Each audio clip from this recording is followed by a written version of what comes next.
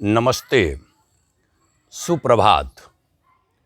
आज 24 फरवरी युगऋषि विचार श्रृंखला का 55वां चरण। अखंड ज्योति मासिक पत्रिका 1946 के मुख्य पृष्ठ पर लिखा था हमारे मार्गदर्शक आचार्यवर ने। बड़ा प्यारा विषय, अपनी भूलों को स्वीकार कीजिए। उन्होंने लिखा, जब मनुष्य कोई गलती कर बैठता है तब उसे अपनी भूल का भय लगने लगता है। वह सोचता है दोष को स्वीकार कर लेने भर से मैं अपराधी समझा जाऊंगा, लोग मुझे बुरा भला कहेंगे और गलती का दंड भुगतना पड़ेगा।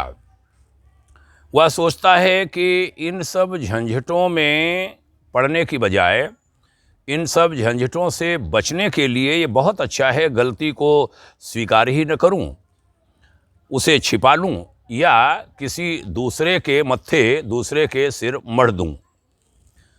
इस विचारधारा से प्रेरित होकर काम करने वाले व्यक्ति भारी घाटे में रहते हैं।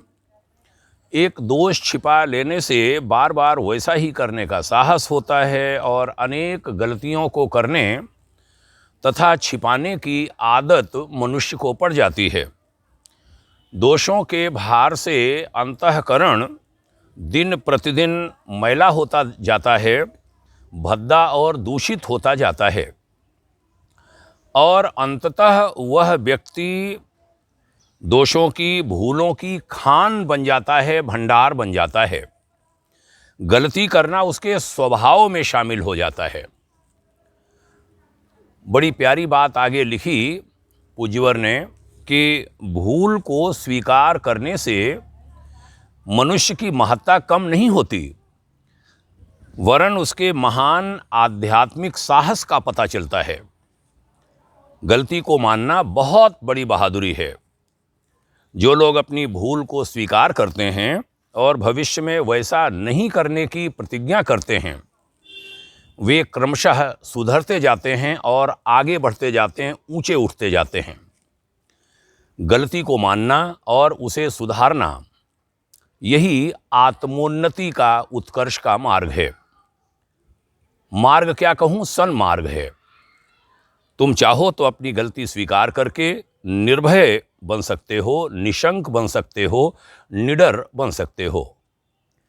आज का यह विचार प्रवाह आपने ध्यान से सुना, आभारी हूँ। मैंने प्रयास किया कि इस आदत को अपने जीवन में उतारूं।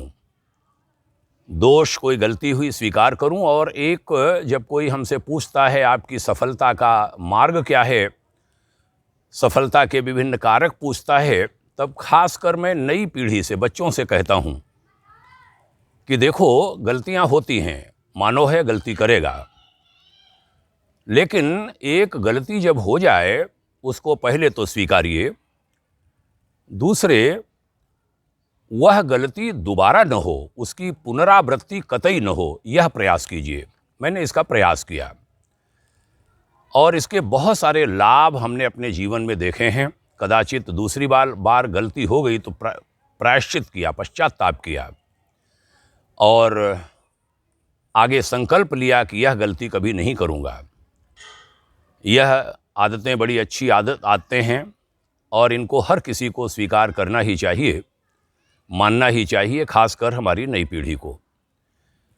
सुनने के लिए आभारी हूँ। प्रणाम, शुभकामनाएं। ओम शांति।